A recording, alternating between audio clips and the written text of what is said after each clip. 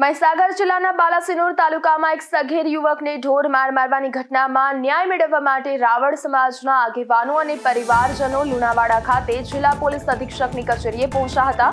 ગંભીર રીતે ઇજાગ્રસ્ત સગીર અને તેના પિતા ન્યાયની આશાએ ચાલતા એસપી કચેરીએ આવ્યા હતા, જ્યાં રાવળ સમાજ સહિત અન્ય સમાજના અગ્રણીઓએ પણ મોટી સંખ્યામાં ઉમટી પડી જિલ્લા પોલીસ અધિક્ષક સફીન હસન સાથે મુલાકાત કરી હતી। સમાજના આગેવાનોએ આ મામલે કડક કાર્યવાહી અને ફરિયાદ નોંધવાની માંગ કરી હતી। જો કે સગીર યુવક એસપીને મળી શક્યો નહોતો અને તેને બહારથી જ પરત મોકલી દેવામાં આવ્યો હતો, પરંતુ સગીર યુવક અને તેનો પરિવાર મીડિયા સમક્ષ ન્યાયની પોકાર લગાવી રહ્યો છે।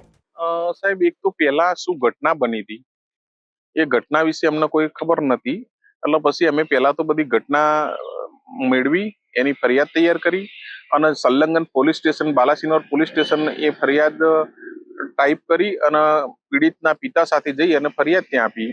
અને સફી હસન સાહેબ એક બહુ સારા આઈપીએસ ઓફિસર છે, એમને લાગ્યું કે ભાઈ સફી હસન સાહેબને પણ મળવું જોઈએ। અમે એમને મળ્યા અને પછી અમે બધી જે હતી અમારી એમને બધી ટોટલી તમામ સાહેબને રજૂઆત કરી।